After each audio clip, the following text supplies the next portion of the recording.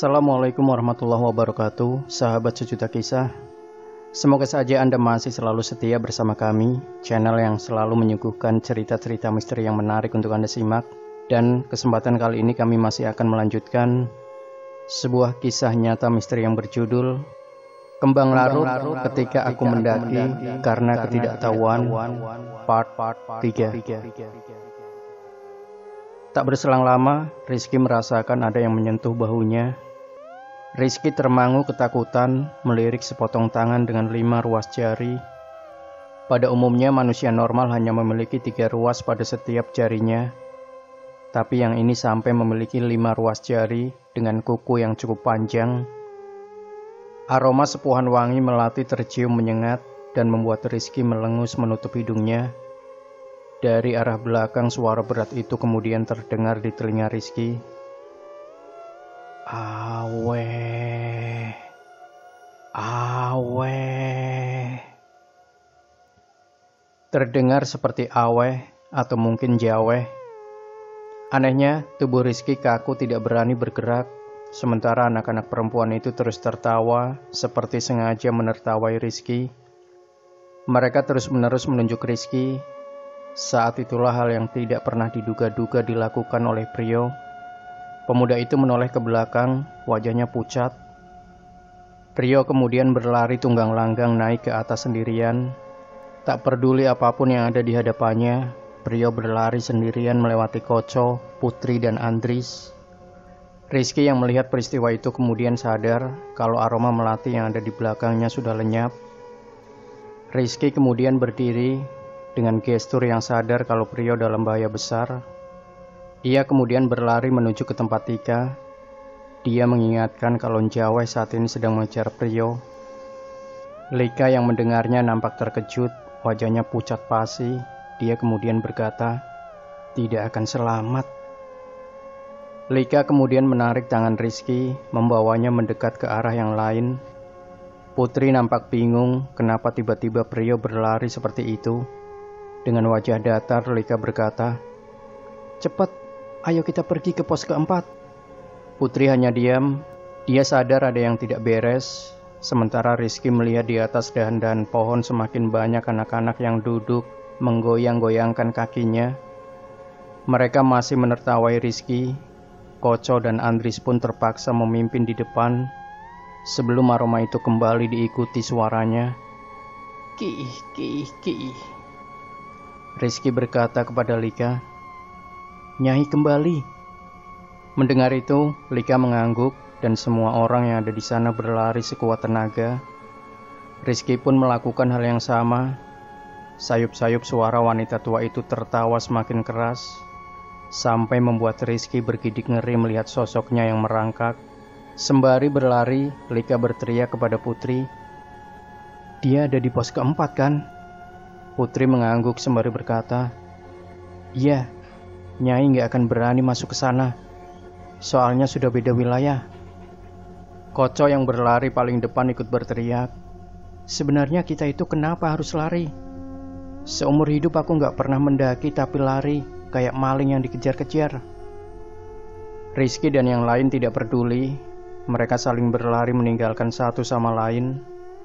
Koco pun akhirnya tidak punya pilihan lain selain ikut mengejar Andris yang sudah berada di depannya. Saat itulah medan naik terlihat dan Putri menunjuk itu. Pos keempat, akhirnya mereka sampai. Semua orang seketika melesat masuk ke dalam gedung tua yang berukuran sedang. Lika melihat ke jendela, mengamati apa yang ada di luar. Saat itulah Rizky mengatakan kalau Nyai sudah pergi. Hal ini terasa dari aroma wangi tubuhnya yang sudah lenyap. Tapi rupanya ini belum selesai. Andris yang pertama menyadari kalau di dalam bangunan tua ini ada seorang pendaki yang sedang duduk menatap mereka dengan pandangan mata yang dingin. Seorang pemuda biasa yang memiliki kulit pucat yang seperti mayat. Rizky kemudian meminta semua temannya mundur. Dengan gemetar Rizky kemudian berkata kalau pemuda yang ada di depannya ini meskipun memakai baju pendaki, tapi aroma tubuhnya wangi sekali, seperti aroma minyak kasturi. Rizky tahu dia bukan manusia. "Saya tersesat, nggak bisa turun. Boleh saya ikut bergabung sama kalian? Rizky melihat Lika. Bulu kuduk Rizky merinding di dekat anak laki-laki ini. Wajahnya nampak tak memiliki emosi. Saya masih manusia kok, katanya. Tapi Rizky tidak percaya. Lika dan Putri saling memandang. Kalau saya menolak pun, rasa-rasanya Mas juga pasti ikut kan? Laki-laki itu tersenyum menyeringai. Ya, saya akan tetap memaksa untuk ikut kalian. Semua orang seketika terdiam. Lika kemudian tak memperdulikan laki-laki itu. Sekarang Lika menagih janji kepada Putri. Di mana kampungnya? Di mana dia? Harus ada yang nyamben aku dulu, Lik. Andris kemudian maju. Dia berkata kalau seharusnya ini pekerjaan Prio, tapi orang itu sudah pergi dan tidak tahu bagaimana keadaannya. Sementara Lika juga tidak mengerti caranya. Rizky dan Koco sama bingungnya apa yang dimaksud nyamben ini. Putri akhirnya menunjuk Andris, memaksa bocah itu melakukannya apapun resikonya. Mereka sudah berjalan sejauh ini, naik atau turun sama berbahayanya. Andris nampak ragu, dia ingin menolak, tapi Lika melotot ke arahnya. Anak itu pun akhirnya setuju melakukannya. Di depan bangunan itu, Andris menyalakan kemenyan yang dibawa oleh Lika. Dia juga mengambil daun pandan. Sementara Putri melepas seluruh pakaiannya di depan semua orang. Koco pun sampai terenganga melihatnya. Tidak ada yang tahu apa yang mau dilakukan Putri. Hanya menggunakan pakaian dalam di tengah suhu yang sangat dingin. Putri kemudian memberi gestur orang yang seperti bersimpuh di depan tungku kemenyan yang mengepulkan asap. Andris yang berdiri di belakangnya kemudian melilit leher Putri sampai anak itu tersedak dan meronta-ronta. Rizky dan Koco sempat mau beraksi menghentikan Andris, tapi dihentikan Lika. Sementara wajah Putri sudah kemerahan, matanya melotot ke atas sebelum dia rubuh tak sadarkan diri. Andris membuang kain yang dia gunakan untuk melilit sekaligus daun yang ada di dalamnya. Saat Rizky bertanya apa yang dilakukan oleh Andris yang memilih diam-diam masuk ke bangunan sendirian, tiba-tiba tersentak saat melihat Putri menciumi tubuh Rizky. Dia seperti binatang yang mengendus. Dengan wajah menyeringai dia berkata, "Kembang ini bisa menunjukkan di mana keberadaan kakakmu, nak." Rizky seketika menyadari aroma tubuh Putri sudah berbeda. Jika ada wangi yang bisa mengalahkan minyak kasturi, itu adalah wangi tubuh Putri yang membuat Rizky menggigil karena merinding. Sorot mata Putri lebih seperti sorot mata orang yang sedang kosong, teduh, sejuk, tapi menakutkan. Rizky sampai harus menghindarkan dirinya dari pandangan Putri di belakang tubuh Koco. Sementara Koco tertuju melihat tubuh Putri yang begitu berisi, sembari sesekali menelan ludah. "Gak usah takut, Mas Rizky.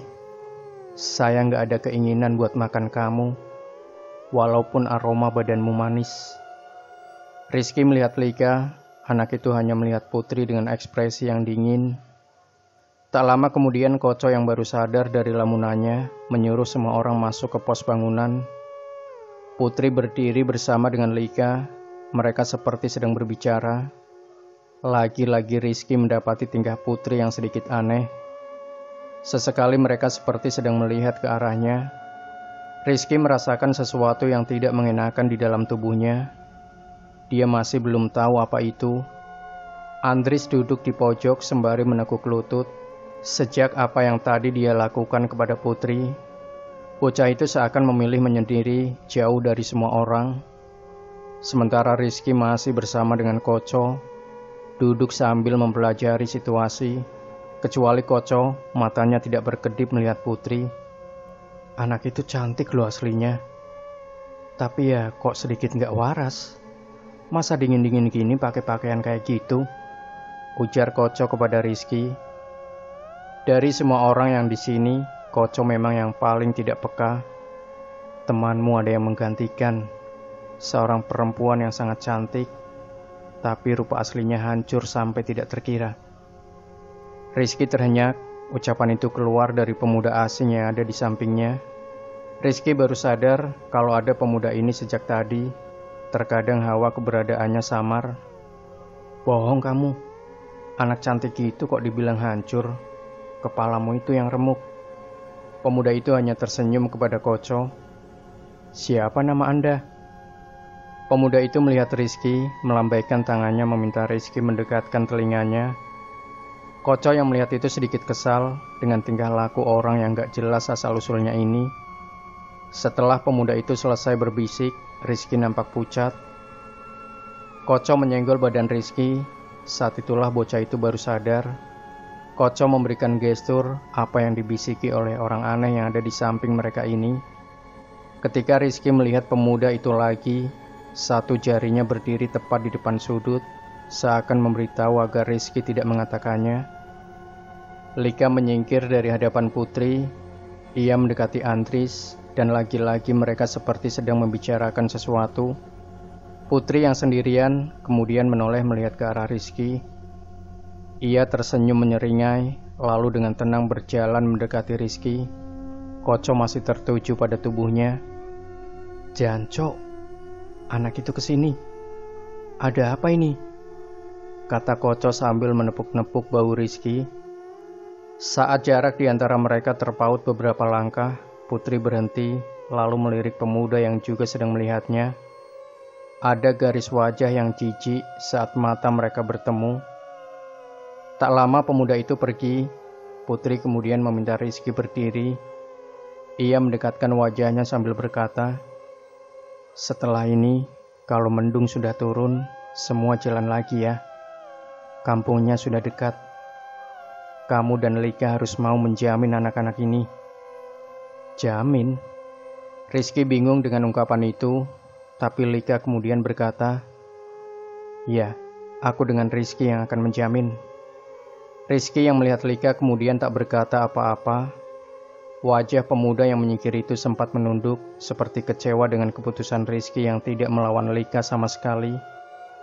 Sementara Koco yang paling bingung dengan situasi ini hanya bisa haheh. Apalagi dia satu-satunya yang rasa-rasanya masih ingat dengan kawan mereka, yaitu Prio. Prio gimana? Anak itu belum balik loh. Apa nggak dicari dulu? Lika mendekat kemudian berkata, Prio nggak apa-apa, nanti pasti ketemu lagi. Tidur saja dulu kalian, nanti ku bangunin kalau lanjut jalan. Lanjut? Koco tentu saja kaget. Dia kira mau istirahat semalam di sini, tapi rasa-rasanya Lika ingin tetap melanjutkan perjalanan, meskipun masih butuh berjam-jam lagi sampai pagi datang. Iya, lanjut. Kalau kamu nggak mau, tidur aja di sini, tapi sendirian ya. Koco pun menolak. Sementara Putri pergi, ia mengenakan lagi pakaian yang tadi dia kenakan, sembari matanya terus melihat Rizky. Tak berselang lama hujan deras turun.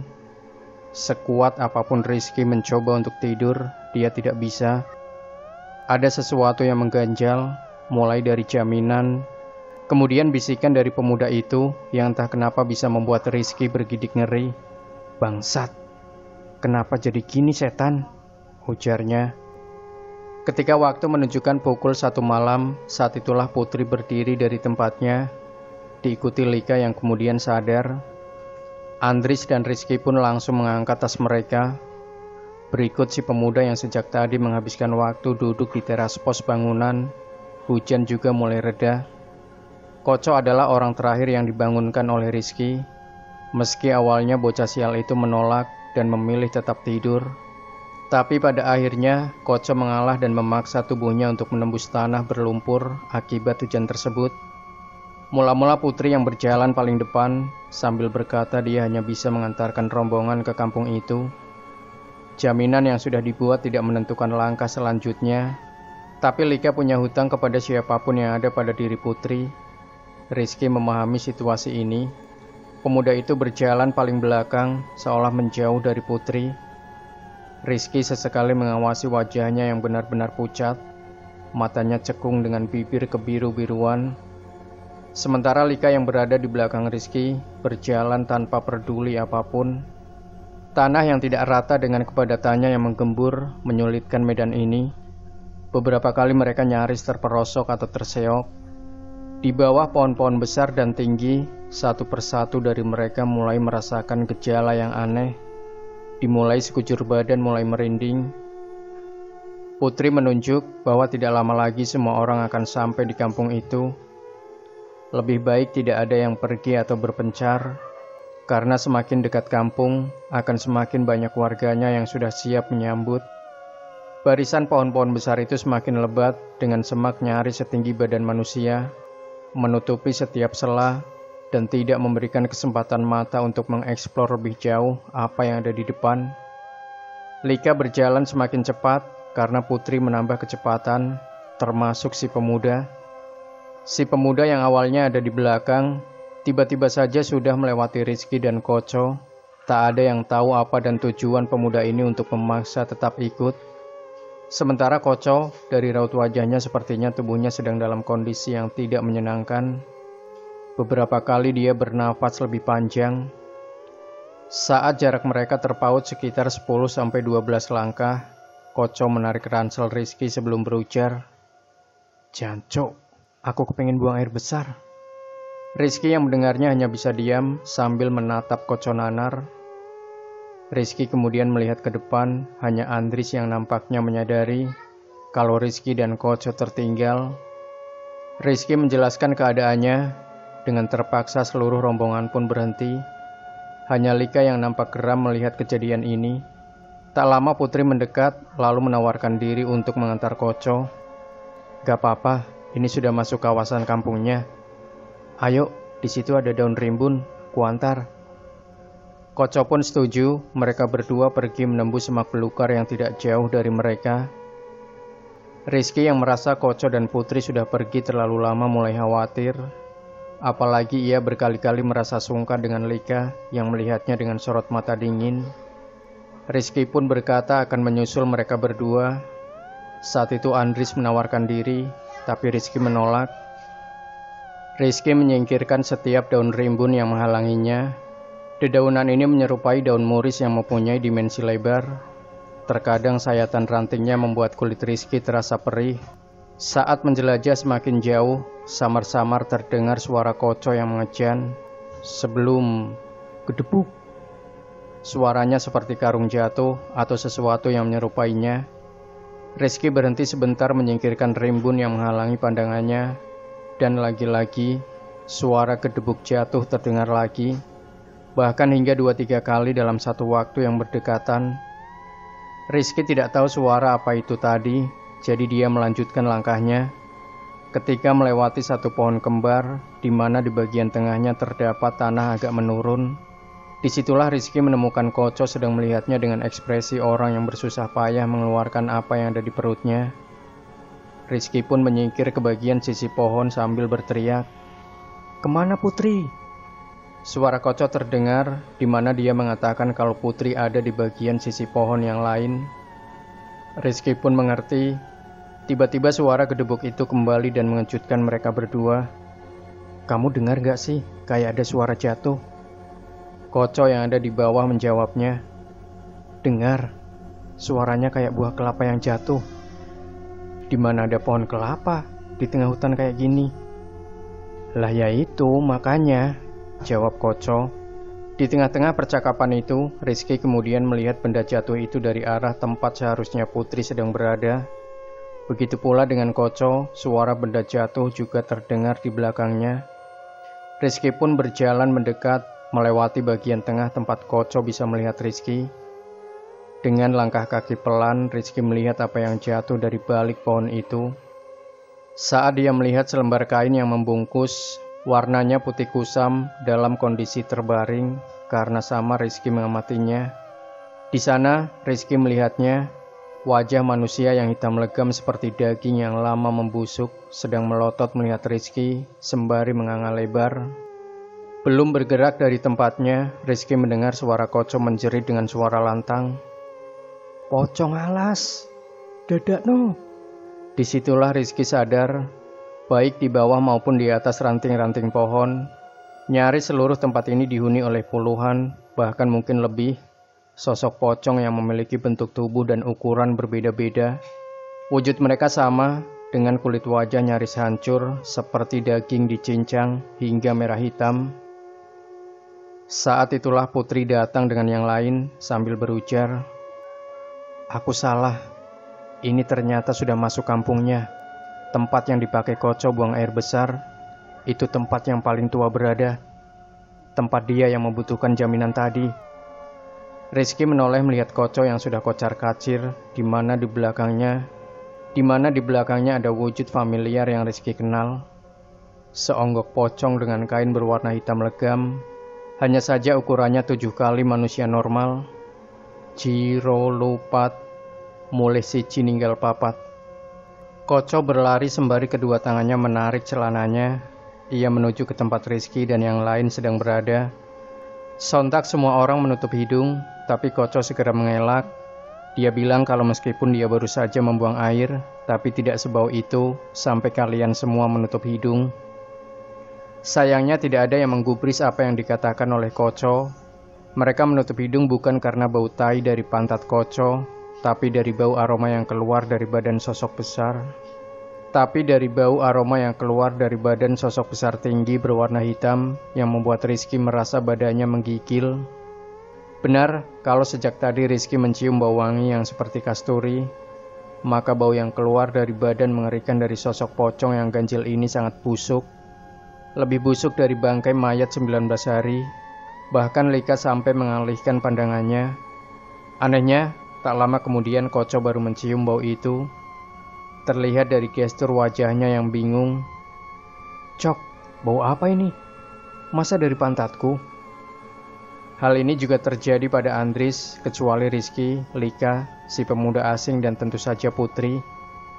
Saat itulah Rizky baru saja menyadari kalau baik Koco atau Andris, mereka tidak bisa melihat sosok mengerikan yang jauh berdiri di antara dua pohon yang sangat besar di depan mereka. Di sini Rizky melihat Putri yang kemudian berjalan mendekat. Gadis itu mendekati sosok itu. Lika mendekati Rizky yang disorot oleh yang lain. "Setelah ini, bantu aku nyari mbakku ya." Rizky hanya mengangguk. Saat itu Rizky masih belum mengerti sama sekali tujuan dari pendakian ini, karena nampaknya semua mulai kabur. Dari bisikan itu, Lika lalu menuju ke tempat Andris. Dia mengatakan sesuatu kepada anak itu yang tak lama kemudian berbicara dengan Koco. Rizky sempat melihat Koco menolak keras apa yang Andris katakan. Tapi kemudian wajahnya yang tegas tiba-tiba melunak saat Andris menjelaskan sesuatu. Setelah cukup lama mereka menunggu Putri kembali, akhirnya yang ditunggu-tunggu datang. Putri berjalan ke tempat Lika dan Rizky lalu menjelaskan semuanya. Di balik sanalah jalan menuju ke tempat beliau. Tapi semua orang diam menunggu Putri mengatakan, "Semua penunggu yang di atas gunung ingin mendapatkan kembang laruk yang kita bawa, termasuk yang menikahi kakakmu." Putri mengatakan itu dengan senyuman yang menakutkan. "Semua?" tanya Lika sedikit terkejut. "Iya, semua," katanya. Putri melihat ke sosok yang hanya berdiri saja melihat mereka. "Kamu ngertilah siapa yang tak maksud." Wajah Lika yang sepenuhnya percaya diri tiba-tiba menjadi pucat. Rizky tahu kalau ini di luar rencana Lika. "Setelah melewati itu, kita akan melihat kampung yang kumaksud. Naik berarti harus siap menerima semua." Tapi Putri melihat pemuda yang di belakang. Banyak yang tidak kembali. Lika mengangguk. Dia sudah berjalan sejauh ini. Mundur atau kembali tidak ada dalam kamusnya. Dia pun segera menyanggupi yang disambut oleh sosok yang ada di tubuh Putri dengan senyuman yang semakin sumringah. Sedangkan Rizky tiba-tiba merinding luar biasa. Malam itu di tengah hujan yang turun, Andris dan Koco berdiri menjauh.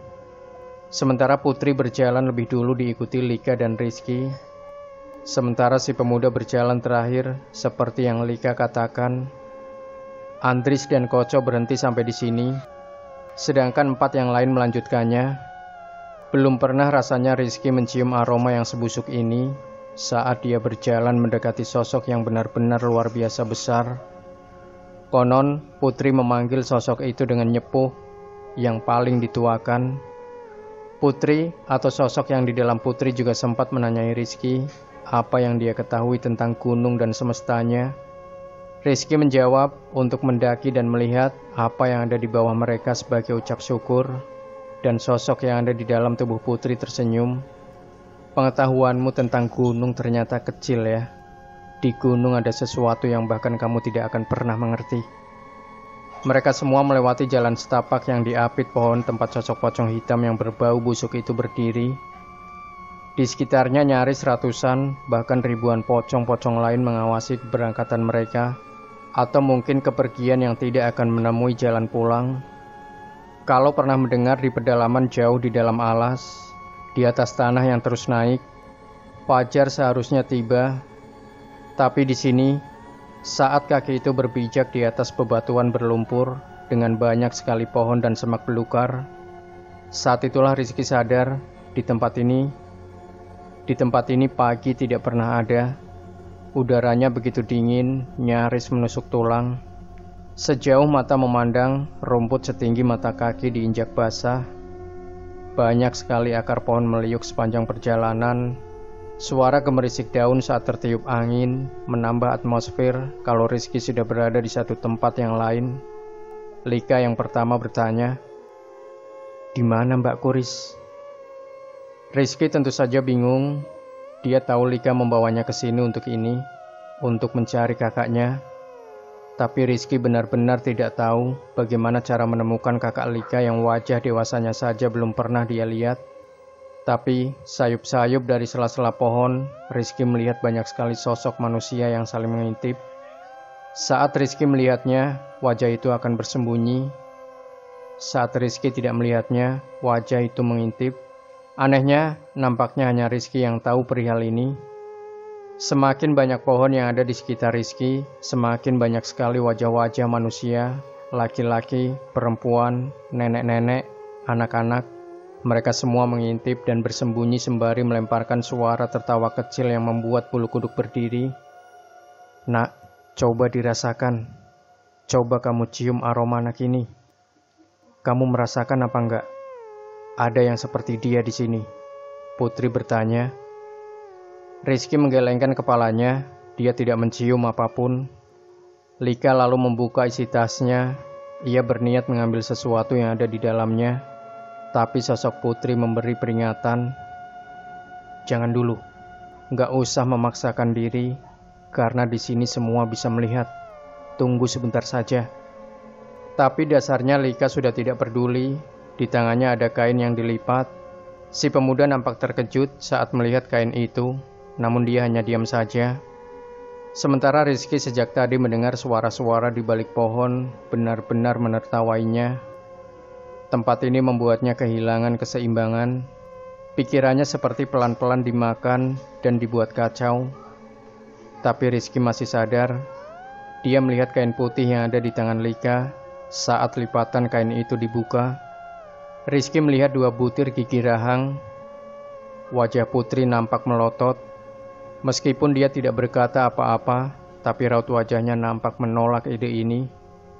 Sedangkan pemuda asing itu bersikap sama seperti Putri, membuat Rizky bertanya-tanya, mau apa dengan 2 butir gigi rahang itu? Apa yang mau Lika lakukan dengan itu? "Kamu sudah pernah mati suri kan? Aku boleh lihat gigimu?" Sosok Putri kemudian sekali lagi mencoba menenangkan Lika. "Nak, jangan begini. Kamu gak tahu apa yang kamu lakukan." Tapi Lika kemudian berkata, "Kamu dikirim sama orang itu, diam saja. Ini urusan keluargaku. Tugasmu cuma mengantar." Sosok Putri pun diam, ia lalu menyeringai. Wajahnya nampak menahan kesal pada Lika. Pemuda itu juga memilih diam dari semua orang. Rizky yang masih melihat wajah-wajah mengintip itu, lalu mendekati Lika yang sekarang berdiri di depan wajahnya, menyuruh Rizky membuka mulutnya. Tangan Lika lalu memeriksa satu persatu bagian gigi. "Gak ada ya Mbak yang lepas," teriak Lika seolah memberitahu Putri dan pemuda yang ada di belakang Rizky. Namun Rizky sadar jika Lika seperti berpura-pura dengan yang lain yang hanya melihat. Dan benar saja, Tiba-tiba dengan gerakan tangan yang cekatan, Lika memasukkannya begitu saja 2 butir gigi itu ke dalam mulut Rizky, lalu menahan bibirnya.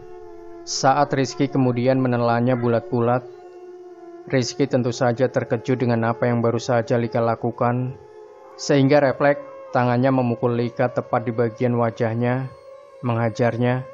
Ya, Rizky memukul wajah Lika berkali-kali seperti orang yang kesetanan.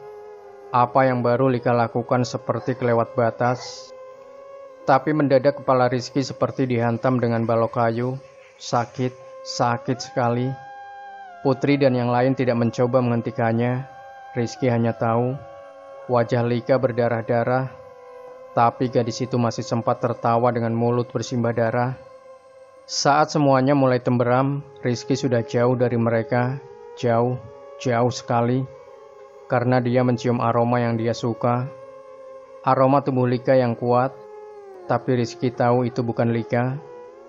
Rizky sudah berlari sendirian sejak tadi, dan sejauh Rizky berlari, Lika dan yang lain tidak bisa mengejarnya. Rizky hanya mengikuti aroma itu, bau insting yang menuntunnya. Saat Rizky sadar, dia sudah sendirian di tempat ini, jauh masuk ke dalam hutan yang lebih dalam. Rizky melihat ke sana kemari, tapi tidak ada siapapun. Hari gelap, tapi gelapnya seperti saat surup, di mana langit masih kebiruan dan di bawah pohon yang sangat tinggi. Rizky lalu mendengar orang-orang berkerumun di atas jalan setapak dengan derap kaki yang cepat. Rizky yang pucat kemudian datang memeriksa ke atas bukit dengan rumput-rumput basah. Dia pikir dia bisa meminta tolong derap langkah orang itu. Rizky masih tak memahami tempatnya sedang berdiri. Dan benar saja, seperti yang dia duga, tak jauh dari tempatnya ada segerombolan orang. Mereka berjalan berkerumun, menggunakan kaos oblong putih tanpa alas kaki, menapaki setapak demi setapak jalan yang menurun. Rizky bersyukur dia tidak harus sendirian, maka cepat-cepat ia mendekat menuju ke gerombolan orang itu yang rupanya melantunkan sesuatu yang dia kenal. Di tengah-tengah rombongan, ada 4-6 orang menandu sesuatu seperti kotak panjang. Tinggal beberapa langkah lagi, jarak mereka tidak terlalu jauh.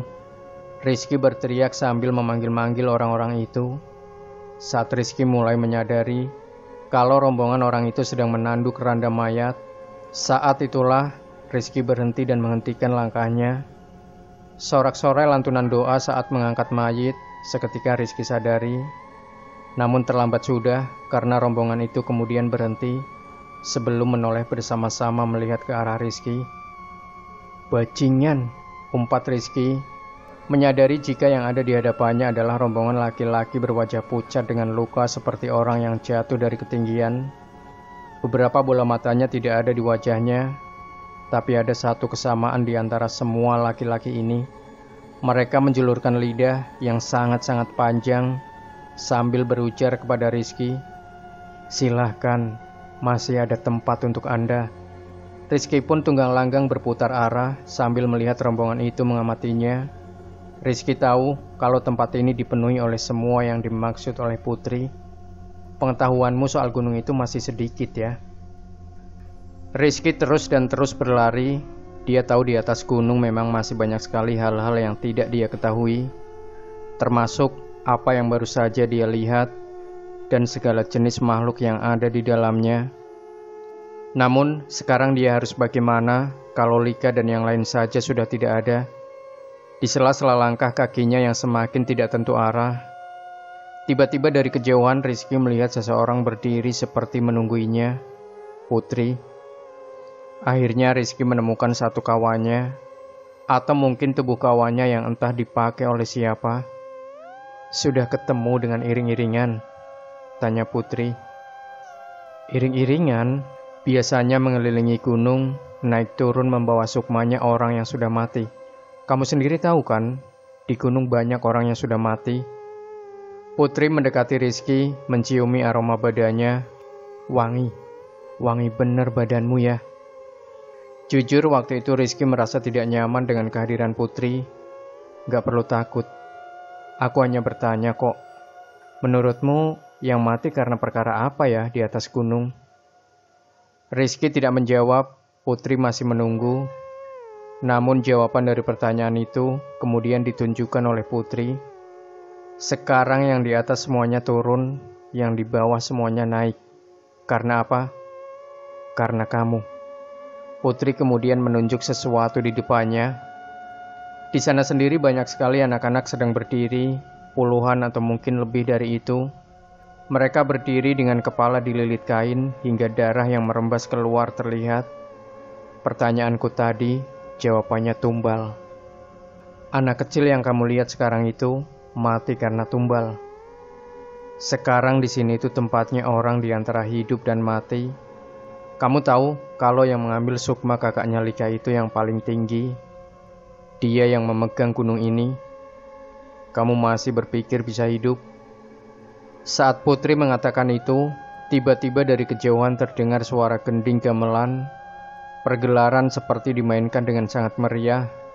Kemudian anak-anak kecil yang kepalanya dililit dengan kain putih menunjuk ke atas.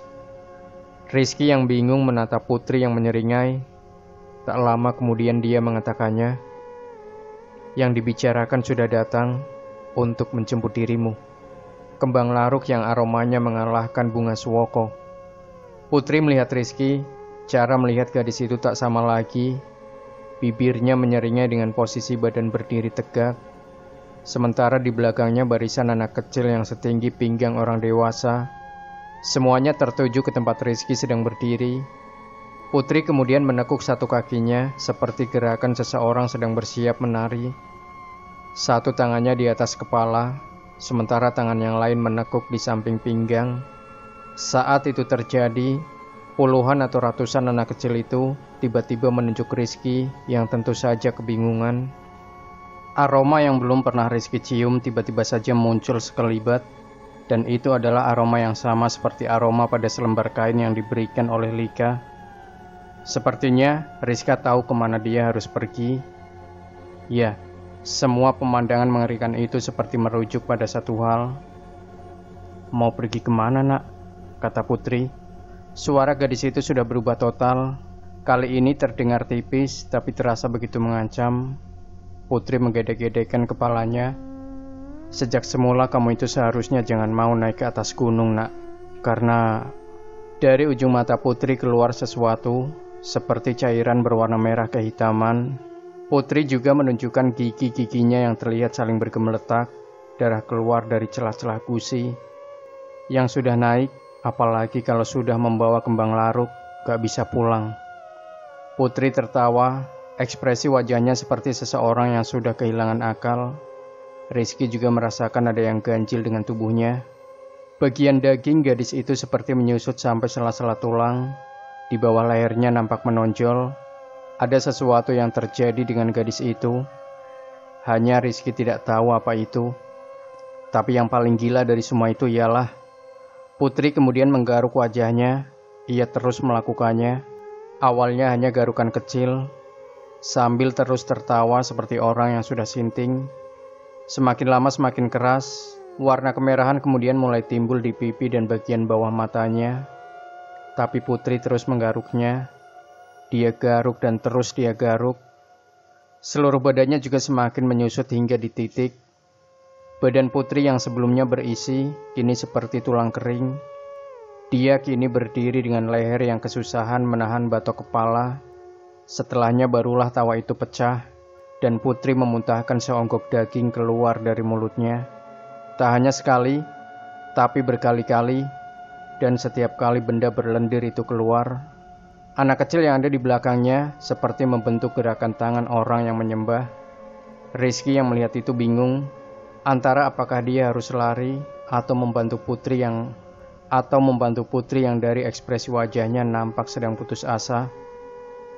Tapi seiring yang Putri lakukan, Rizky menyadari sesuatu. Gerak-gerik mata Putri diikuti lehernya yang mulai kembali normal. Gadis itu seperti memberi tanda agar Rizky segera pergi meninggalkan tempat ini. Hanya saja Rizky masih bimbang untuk melakukannya. Saat itulah Rizky kemudian melihat masing-masing dari dua jari Putri merogoh masuk ke dalam mulut. Sementara mata Putri melihat ke atas, tersiksa. Ada sesuatu yang akan dia ambil, sesuatu yang paling dia ingin keluarkan. Sekujur pada bagian leher menunjukkan urat yang menonjol. Rizky bisa melihat jika gadis itu kesakitan. Gadis itu benar-benar tersiksa dengan sesuatu yang sedang dia pikul. Sementara sesuatu yang berwarna hitam panjang dan menyumpal dan menyerupai sulur rambut mulai terlihat. Tapi sebelum Rizky tahu apa itu, Rizky dikejutkan dengan sesuatu yang menyentuhnya. Rizky menoleh mendapati jika satu tangannya digenggam oleh tangan kecil dari salah satu anak yang entah kapan tiba-tiba sudah berada di sampingnya. Rizky terhenyak sepersekian detik sebelum anak itu tiba-tiba membuka selembar kain yang menutupi kepalanya sembari berujar, "Larilah, larilah, Dosoh sudah datang." Rizky menjerit saat melihat kepala anak itu yang mana bagian batok kepalanya terbelah tapi tak terpisah. Satu mata anak itu sudah hilang. Rizky seketika merinding, tapi itu belum seberapa karena tiba-tiba saja anak itu memelintir kepalanya. Ya, Rizky melihat bagaimana leher anak yang masih kecil itu memutar kepala sendirinya hingga tulang yang ada di bawah leher menyembul keluar. Dan itu terjadi karena sesuatu yang ada di belakang Putri. Benar, Rizky melihat dari sudut mata yang mana saat ini Putri sedang bersimpuh. Putri tertawa, tapi bukan suara tawa yang seperti tadi. Suara tertawa yang seperti sedang meremehkan. Bukan meremehkan Rizky, tapi meremehkan sesuatu yang lain. Di sana Putri juga bicara, meskipun suaranya sedikit tertahan. Jangan lihat dulu. Kalau aku ngomong lari, lari." Rizky hanya bisa mematung sembari menelan ludah, dan suara itu timbul. Rizky tahu ada aroma yang seperti aroma badan saudara Lika, hanya saja tersamar dengan bau lain. "Nggak apa-apa nak, aku kan yang dicari." Suaranya ini jauh lebih mencekam dari suara apapun yang pernah Rizky dengar. Suara seperti wanita, tapi sedikit lebih berat. Rizky sebenarnya ingin melihat bentuk dan wujud dari sosok itu. Dia bilang dia yang Rizky cari, atau yang Lika cari. Putri masih tertawa getir sebelum mulai menangis sesenggukan. "Salah, ini salah," kata Putri saat Rizky tidak bisa melihatnya karena sosok itu masih berdiri di belakang Putri. Ia berujar meskipun tidak tahu pada siapa dia sedang bicara. "Semua yang ada di atas ini ternyata memang tidak boleh dilihat oleh mata manusia. Di atas gunung itu berbeda dengan di atas tanah biasa. Sebentar lagi. Rizky kemudian melihat anak kecil yang memenuhi tempat ini. Masing-masing dari mereka mulai bergerak. Satu tangan mereka mulai di atas kepala, sementara suara tangis Putri masih terdengar meskipun semakin lama semakin lemah. Saat itulah Putri kemudian menjerit, dan dari sudut mata Rizky, Putri menoleh ke belakang. Itu juga menjadi bagian terakhir sebelum Rizky berlari meninggalkan tempat itu. Tanah, pohon, langit, semuanya terasa hambar, dan Rizky sempat melihat wujud kepala wanita tanpa wajah. Rizky menembus apapun yang ada di depan, yang ada di belakang tadi memang tercium seperti saudara kembar Lika. Tapi yang tidak disadari, aromanya berbeda dengan yang sekelebat lewat tadi. Rizky berpikir jika yang di belakang bukan yang benar-benar dia cari. Tapi bagaimana bisa aroma mereka nyaris mirip? Saat itu Rizky teringat dengan apa yang dilakukan oleh Andris kepada Putri. Apa mungkin sejak awal Andris salah membubat? Putri salah membawa siapa yang sebenarnya dia bawa? Tapi di tempat yang nyaris selalu membuat sekujur badan Rizky merinding. Dia kemudian melihat sesuatu yang lain di depannya. Sesuatu yang sedang berdiri di samping pohon. Sosok itu bersandar tangan pada pohon di samping tanah yang menapak naik. Rizky terdiam sejenak. Sebelum menyadari celana yang dipakai oleh sosok itu, Rizky pun mendekati. Melihat lebih dekat, sosok itu bertelanjang dada dan bernafas lebih cepat seperti orang kelelahan. Rizky terus mendekat karena jujur dia sudah terpisah jauh dengan anak-anak yang lain. Apalagi Putri juga sudah bernasib seperti itu. Jadi tidak ada yang tahu lagi apa yang harus Rizky lakukan. Ia pun mendekati sosok itu. Nafasnya nampak memburu dan dia membelakangi Rizky. Selangkah demi selangkah, Rizky terus mendekat. Dari cara berpijaknya, Rizky merasa mengenalinya. Dan benar saja, saat Rizky melihat bau dari sosok asing itu, Rizky mengenalinya. Tidak salah lagi, itu adalah Priyo. Bagaimana mungkin pada akhirnya Rizky bisa bertemu lagi dengan Priyo? Cepat-cepat dia mendekat, dan sosok itu nampaknya menyadari kalau ada yang sedang berlari mendekatinya. Anehnya, Priyo tak kunjung berbalik. Ia baru menyadari kehadiran seseorang saat Rizky mulai menepuk baunya. Dan saat wajah sosok yang menyerupai Priyo itu menoleh menatapnya, Rizky seketika terhenyak diam di tempatnya, karena Priyo rupanya sudah kehilangan matanya. Ku ambil mataku agar jawet. Ku ambil mataku agar jaweh nggak mengejarku, ujar Priyo yang kemudian tertawa terbahak-bahak. Priyo tahu yang ada di dekatnya adalah Rizky, meskipun pemuda itu belum mengatakan apapun. Priyo dengan tanpa bola mata benar-benar terlihat mengerikan. Maksudnya orang macam apa yang bisa melihat hal itu di depan matanya? Pantaslah kalau waktu itu Rizky sempat ragu dan takut. Tapi Priyo awe-awe memanggil Rizky dengan melambai-lambaikan tangannya.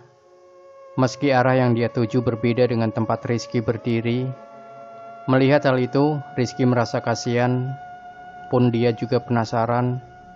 Sebenarnya apa yang terjadi dengan Priyo? Seberapa buruk jaweh itu? Ketika wajah Rizky sudah berhadapan-hadapan dengan Priyo, saat itulah pemuda itu meraba-raba wajah Rizky seperti memastikan sesuatu.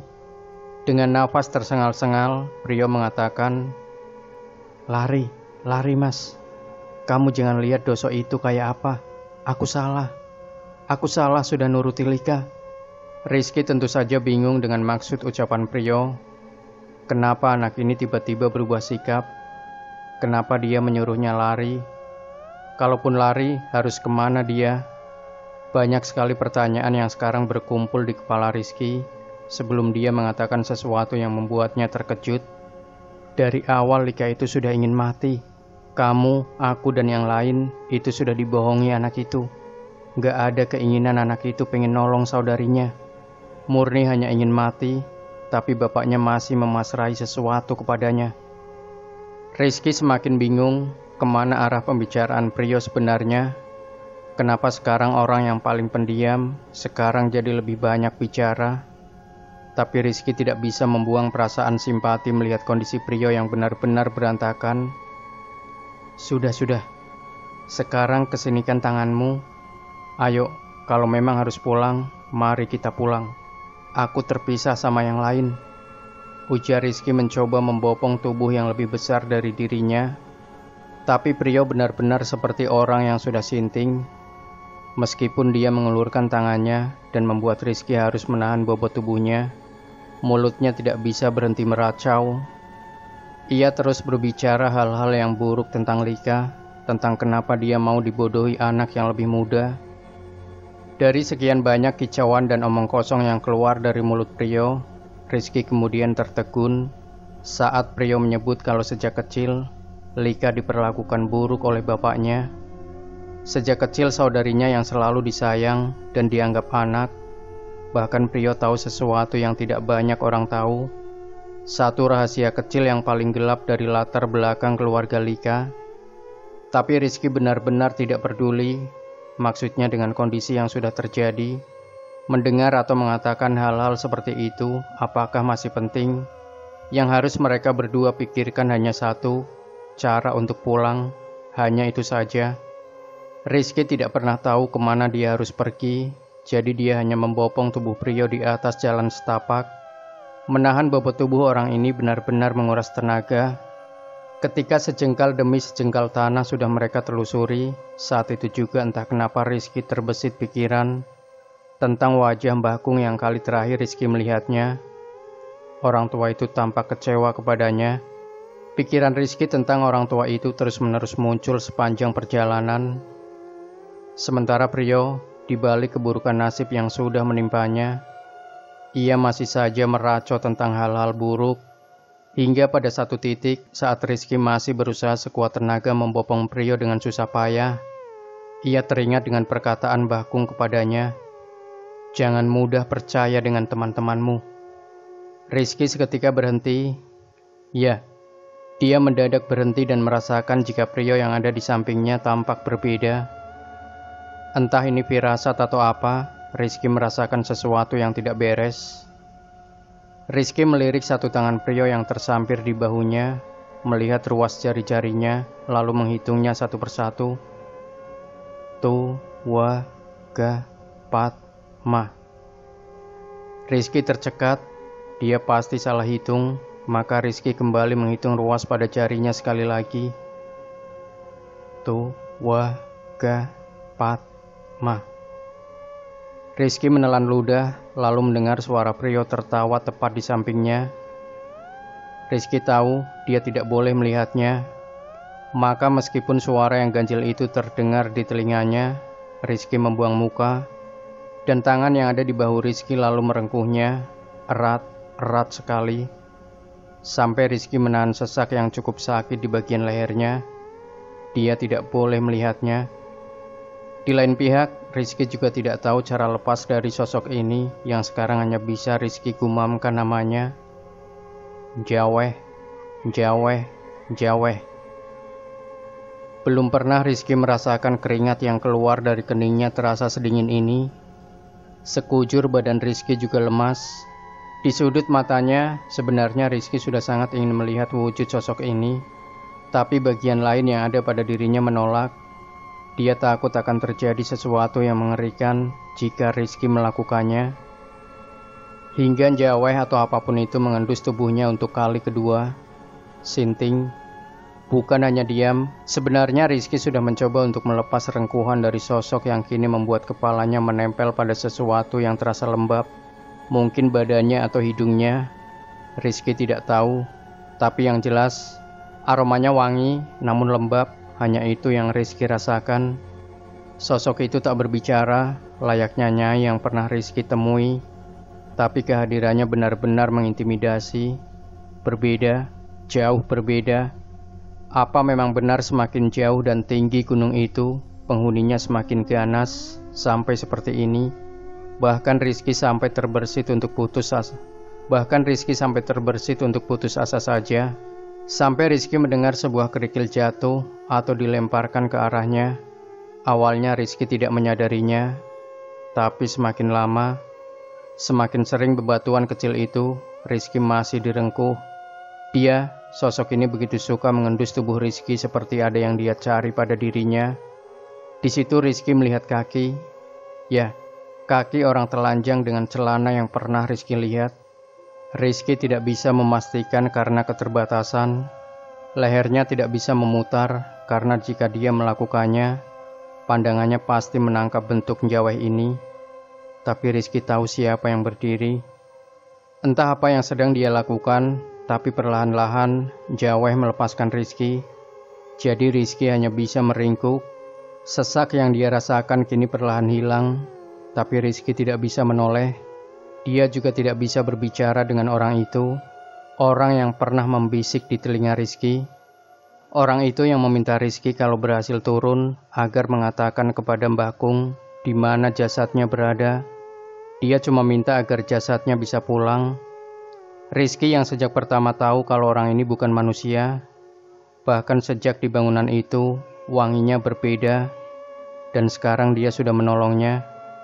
Rizky pun bergegas pergi, meninggalkan tempat itu, di mana Jaweh pasti saat ini sedang melumat orang itu. Awalnya Rizky bisa lari, tapi lambat laun dia putus asa lagi. Toh dia juga tidak kunjung melihat matahari. Di sini rasanya akan terus-menerus gelap. Bahkan saat Rizky kemudian duduk di bawah salah satu pohon teram besi, Rizky mendengar suara itu lagi yang sepertinya lewat tak jauh dari tempatnya. Ya, para pendusuk itu yang sedang mengangkat keranda. Benar, di sini pemandangan seperti itu sudah menjadi hal biasa. Rizky pun rasa-rasanya tidak lagi peduli kalau harus mati di sini. Dia tahu sejak awal sudah banyak yang memperingatkan, dasar manusianya yang bodoh. Dan itulah saat dimana Rizky akhirnya melihatnya. Benar, rasa susah, sedih, putus asa, semua campur aduk. Rizky sudah menyiapkan dirinya untuk mati, tapi sekarang berdiri seseorang yang wanginya dia cari, wangi dari bebauan paling wangi. Rizky melihat saudari Lika, si kembang laruk, dia yang sama seperti dirinya, sedang tersenyum, sedang mengulurkan tangan. Dia sepertinya meminta Rizky agar mengikutinya. Putus asa tidak bisa pulang, tidak bisa kembali. Rizky kemudian berjalan setapak demi setapak di bawah tinggi dan besarnya pohon trambesi, akasia dan jenis pohon apapun di atas ketinggian yang tidak Rizky ketahui. Cara gadis itu berjalan, anggun namun cepat. Rizky mencoba mengimbangi bagaimana gadis itu berjalan, tapi tampaknya si gadis tidak peduli. Sesekali dia menoleh lalu tersenyum manis, manis sekali. Benar-benar seperti pinang dibelah dua. Bahkan kalau ada orang mengatakan dia adalah Lika yang Rizky kenal, tampaknya dia percaya. Suara angin malam berhembus, jeritan, tangisan, suara-suara sumbang dari segala penjuru hutan mulai terdengar. Sosok yang menyerupai Lika itu lalu berhenti di satu pohon dengan sulur merambat.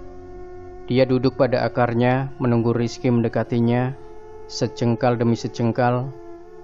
Rizky masih tidak tahu alasan kenapa dia membawanya ke tempat ini.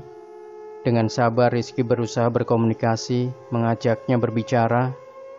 Tapi si gadis hanya tersenyum sembari menggelengkan kepala.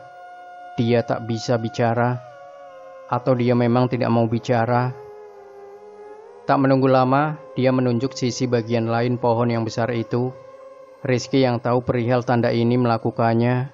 Dia berjalan perlahan-lahan, satu langkah demi langkah, melihat si gadis itu yang masih duduk menatapnya. Sementara Rizky memutari akar-akar menjulang pohon ini. Di sana Rizky melihat seseorang yang Rizky kenal, sosok yang tidak seharusnya dia lihat lagi. Tapi sorot matanya tampak menahan sakit yang luar biasa. Putri. Rizky melihat Putri meringkuk dengan tulang menyembul keluar. Gadis itu sekujur badannya seperti badan boneka. Tapi saat Rizky berniat mendekat, gadis itu menjerit, berteriak agar Rizky terus berjalan. Rizky hanya bergidik ngeri melihat kedua lutut gadis itu menonjol dengan darah segar yang menetes di atas tanah. Dia seperti orang yang jatuh dari jurang dan menahan sakit itu untuk hidup. Rizky kembali berjalan. Sekali lagi pohon ini cukup besar untuk menutupi bagian-bagian akarnya yang menyembul keluar, menciptakan rongga-rongga di setiap sisinya. Tak terhitung Rizky mendengar suara menjerit, suara tertawa, suara menangis, semua campur aduk menjadi satu. Di sisi yang lain setelah Putri, Rizky melihat seorang laki-laki tubuhnya gempal, dengan kulit sawo matang, rambutnya panjang keriting. Dia meringkuk membelakangi Rizky. Tak perlu menunggu waktu lama bagi Rizky untuk mengenali sosok yang sempat diserupai oleh Njaweh, Prio. Berbeda dengan kondisi Putri yang tak seperti rupa manusia lagi, akibat sekujur tulang di badannya yang semuanya menyembul keluar. Prio tampak baik-baik saja, kecuali dia hanya meringkuk tanpa baju, tanpa sepatu, dan masih membelakangi Rizky. Prio yang sekarang tak bersuara. Tempat Prio meringkuk duduk tenang sekali, tak ada jeritan, tak ada tangisan, bahkan tak ada suara, hening sekali, sampai membuat Rizky merasa tidak nyaman. Tapi Rizky ingin melihat kondisi anak itu, maka dia mendekat ke tempat Prio sedang meringkuk sendirian. Nafas Rizky tersengal, sejujurnya melihat kondisi Putri sudah cukup membuat kepalanya penuh. Sesekali Rizky memukul kepalanya. Dia seperti orang yang dibikin gila dengan segala kekacauan ini. Kini Rizky sudah berada tepat di belakang Prio. Dengan keberanian yang tersisa, Rizky menyentuh bahunya. Saat itulah Prio menoleh, melihat ke tempat Rizky sedang berdiri. Dan betapa tersentaknya Rizky saat melihat dari bagian pusar sampai ke ujung kening di bawah rambut. Semua yang ada di sekujur badan Prio rata dengan darah yang menggenang. Layaknya bayi yang baru bisa merangkak dan meraba, Prio menggerakkan tangannya berusaha menjangkau Rizky yang kelabakan mundur. Sinting, sebenarnya tempat apa ini? Rizky memukul kepalanya lagi, dia tidak mau terlarut, sementara Priyo masih meraba-raba udara. Dia seperti sedang mencari di mana keberadaan orang yang baru saja menyentuh baunya. Rizky pun mundur, dia berusaha untuk tak mengeluarkan suara, lalu lanjut berjalan memutari pohon ini, di mana dia bisa melihat rongga lain di samping akar yang menyembul keluar. Dan di sanalah Rizky kemudian melihat orang yang paling ingin dia lihat. Celana hitam, jaket coklat lusuh yang melekat, dan rambutnya yang hanya tinggal sebahu. Meskipun dia dalam posisi meringkuk, Rizky bisa langsung tahu jika yang ada di hadapannya adalah Lika. Gadis itu meringkuk, menutupi wajahnya dengan lututnya. Awalnya Rizky hanya berdiri memandanginya. Ia melihat apakah sosok yang ada di hadapannya benar-benar Lika. Lika yang dia kenal, Lika yang dia pukul wajahnya. Tapi dilihat dari manapun, Lika yang ini adalah Lika yang dia kenal. Rizky pun mendekatinya pelan-pelan, dan tampaknya dia menyadari kehadiran Rizky. Terlihat dia sempat bergerak, meskipun hanya barang sedetik saja. Rizky yang benar-benar lelah setelah melalui semua ini, kini berlutut menyentuh bau Lika, dan gadis itu mengangkat wajahnya. Tapi sebelum Rizky melihat rupa Lika, sosok saudari Lika menahan kepalanya. Dia membuat Lika kembali tertunduk dan menggandeng Rizky untuk kembali berjalan. Sementara sosok Lika seperti menjerit dalam posisi masih meringkuk. Hanya saja suaranya tampak sumbang, tak begitu jelas. Ya, Rizky dituntun terus berjalan memutari pohon ini. Di sana dia melihat sosok yang lebih terlihat seperti seonggok daging, tak bersisa. Rizky terus berjalan dan terus berjalan. Hingga pada akhirnya dia sudah memutari pohon ini, dan disitulah sosok itu baru berbicara. Yang boleh pulang cuma satu, yang 4 lainnya tetap di sini ya. Ujar sosok yang menyerupai saudari Lika, namun suaranya tak seperti suara seorang wanita. Dia kemudian menyentuh wajah Rizky, mempersilahkan duduk. Sosok saudari Lika lalu mundur, sembari melihat Rizky yang sedang duduk tepat di bawah pohon itu. Wajahnya benar-benar tampak seperti sesuatu yang sangat gelap. Dia bersujud seperti gerakan orang menyembah. Sambil berujar lirih, dia berkata, "Dosoh sudah tiba." Rizky duduk seperti seorang raja, tapi ini bukan kemauan Rizky. Dia seperti melakukan ini di bawah kendali sesuatu yang saat ini berada tepat di belakangnya. Rizky tak bisa melihatnya dengan jelas, tapi dia sangat besar, tinggi, hitam, dan aromanya semilir lembut wangi. Di sana juga untuk pertama kali Rizky melihat sesuatu. Sosok Nyai mengamatinya, bersembunyi dari balik riuk jelantir semak belukar. Tak hanya Nyai, tapi sosok-sosok lain seperti wanita yang sangat cantik juga mengawasinya. Meskipun Rizky tak pernah melihatnya, tapi Rizky tahu dia makhluk yang menyambut samben Andris kepada putri. Dan yang paling mengejutkan, Rizky melihat sosok yang sejak tadi tidak dia lihat. Jaweh menyerupai Barong, namun memiliki kepala yang panjang, lonjong, buruk sekali, hingga Rizky tak sudi melihat wajahnya. Semakin lama semakin banyak yang berkerumun, seperti tempat ini adalah pusat dari segalanya. Berbagai bentuk, berbagai rupa, berbagai wujud, tak ada yang bisa Rizky jelaskan. Semuanya di luar batas, seperti makhluk yang membisik di dalam tubuh putri. Pengetahuan Rizky tentang gunung ini bagaikan setitik ujung kuku jari, karena setelahnya Rizky terus dan terus mendekam di dalam sana, tidak pernah bisa pulang, kecuali kembang laruk yang lainnya menggantikannya. Mbah Kung datang, dia duduk setelah meletakkan tampah berisikan kembang dan potongan daging ayam cemani dengan 3 butir telur. Setelahnya Mbah Kung cerita, butuh waktu 9 hari buat nemuin jasad Rizky. Sekarang Mbah Kung yang menjaganya, menguburkannya di belakang rumah. Kalau dibilang menguburkan mungkin kurang tepat, yang benar menjaganya. Mbah Kung cuma minta waktu sebentar. Walaupun perbedaan sebentar itu mungkin berbeda dengan dimensi tempat Rizky berada. Dia bilang, kembang laruk itu bukan tentang orang yang mati bisa hidup lagi, bukan. Tapi orang yang karena kematiannya, sukmanya jadi lebih pekat. Dibilang mati dia hidup, dibilang hidup setengahnya mati. Di samping sesajen itu, Mbah Kung juga memberitahu saudari Lika sudah pulang, sudah kembali, sudah bisa bertemu bapaknya lagi. Tapi Likanya, dia masih di sini. Selain Lika, dua yang lain juga masih di sini. Bahkan tidak ada yang seberuntung Rizky, karena jasad mereka tidak ditemukan. Malah Mbah Kung menemukan jasad orang yang lain lagi. Jadi setiap malam, setiap hari khusus, hari buminya orang sini, mereka masih akan menyalakan pendar, berharap tanpa kembang laruk yang lain, Rizky bisa kembali. Tapi alam memiliki rahasianya sendiri. Alam bergerak karena kerja ilahi. Jadi Mbah Kung hanya bisa berjanji, jika memang sudah waktunya, Rizky seharusnya bisa pulang. Tapi sampai tahun yang terus berganti, Rizky tak pernah kunjung kembali. Mbah Kung memeluk Koco, orang yang paling sering menangis di luar rumahnya setiap kali datang dan melayat ke kediaman ini. Mbah Kung hanya bisa berpesan, kalau jadi manusia jangan nambeng, jangan memaksakan diri, karena sejatinya yang lebih tahu seharusnya lebih didengar.